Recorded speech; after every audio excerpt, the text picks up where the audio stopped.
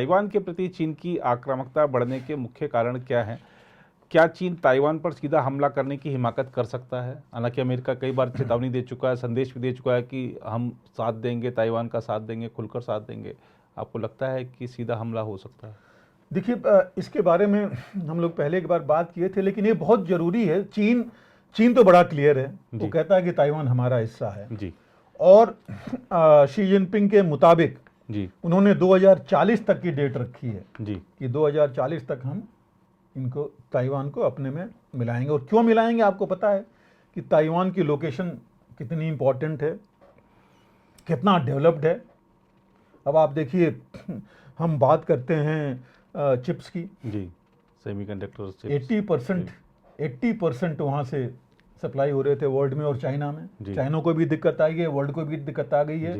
हालांकि मैं कहूँगा कि थोड़ी दिक्कत सभी ने सहा, हमने भी सहा, लेकिन हमारे लिए फ़ायदा है क्योंकि अब हमारे यहाँ साउथ कोरियन कंपनी फॉक्सकॉम जो है गुजरात में चिप्स बना रही है। और अभी मैंने कुछ दिन पहले न्यूज़ पढ़ा था कि ताइवान जो है उसमें मदद करना चाहता है। तो सोचिए, अगर ताइवान की मदद हमें मिल गई उसमें, तो कितने बड़े हम चिप्स मैन्युफैक्चरिंग बेस यहाँ बना सकते हैं, बन सकते हैं जी। और भी बहुत चीज़ें हैं ताइवान की जो हम पहले देख चुके हैं, रणनीतिक और कूटनीतिक जो है, और चीन कैसे उसको अपना मानता है, जबकि पहले ये था कि एक्चुअल चीन वो था। क्यों मांटिंग जो वहाँ से वो भाग करके उधर आए थे, मेन तो कंट्रोल पहले चीन का राज उन्हीं का था। वो तो माओ ने उनको भगा करके ताइवान में ये लोग भागे और वहाँ जा करके चल रहे थे। बाद में सभी देशों ने चीन को अलग कंट्री दे दिया, उनका PRC कर दी, मान्यता दे दी। तो ये तो है चीन का। लेकिन जो आपने मेन मुद्दा है कि क्या अटैक कर सकता है जी। देखिए, कुछ दिनों में आपने देखा कितनी कोशिश की। पहले एम ये था चीन का कि ताइवान को दुनिया से कट ऑफ करो जी, कि कोई आए नहीं, बड़े लोग नहीं आए। अब आप देखिए, नैन्सी पेलोसी से शुरू हुआ जी, वो तो अब तो हट गई वहाँ, दूसरे स्पीकर आ गए। हाँ, दूसरे आ गए, लेकिन वो गई जी। और उसके बाद देखिए कितना बड़ा हुआ। उसके बाद जापानीज डेलीगेशन वहाँ गया जी। उसके बाद बाकी कंट्रीज के भी, पोलैंड से भी लोग गए जी। तो अमेरिका से उनके फॉरेन अपना सेक्रेटरी ऑफ स्टेट भी गए जी।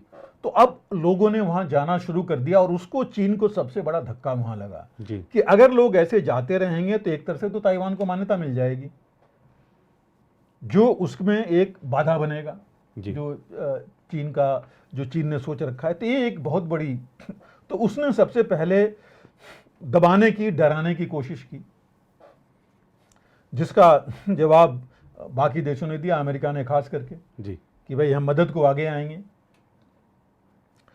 मदद को आगे आने का पहले ये लगता था कि मदद करेगा, क्योंकि अमेरिका का कॉन्स्टिट्यूशन में ऐसा नहीं है, कहीं लिखा नहीं है कि वो डायरेक्ट इन्वॉल्वमेंट करेगा जी उस लड़ाई में, मदद करेगा। तो उस पर चीन ने भी सोचा कि ठीक है, मदद आएगा, फिर हम भी तो ताकतवर हैं। लेकिन अभी चीन ने जो देखा कि यूक्रेन की मदद कैसे हो रही है बिना डायरेक्ट इन्वॉल्वमेंट के, तो इसका भी असर तो चीन पर होना लाजमी है।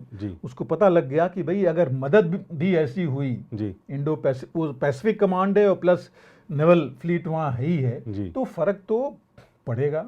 और इन्हीं चीजों के लिए तो ये सारा अपनी स्पाइंग एक्टिविटी इतनी जो चीन कर रहा है, क्यों कर रहा है जी, यही जानने के लिए कि कहां पर कितना है जी।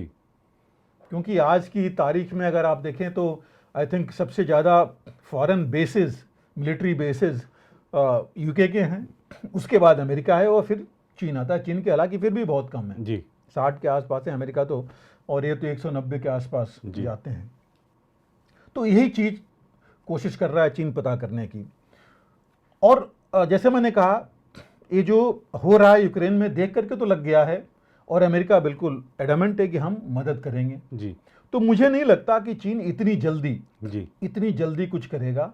हाँ, अगर करेगा तो पूरी चीजें देख करके।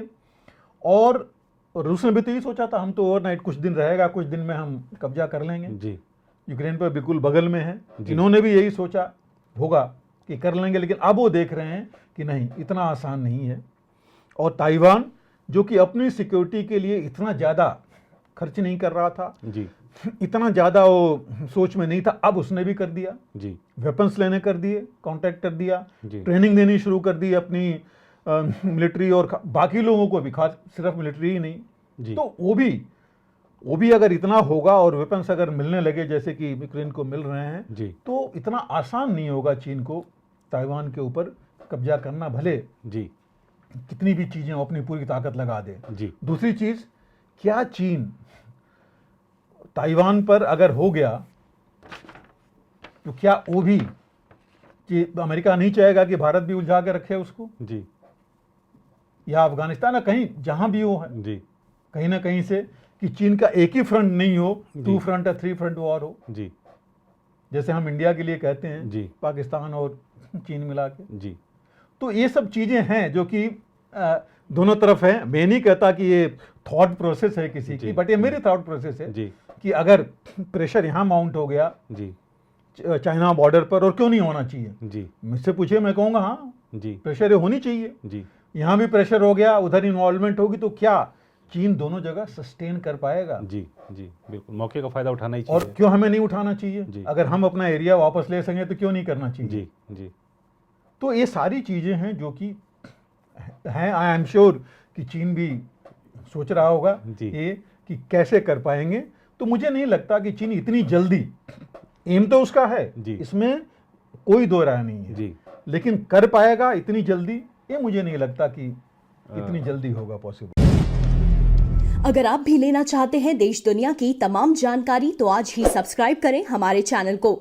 साथ ही नीचे दिए बेल आइकन को जरूर दबाएं ताकि हर अपडेट आप तक पहुंच सके।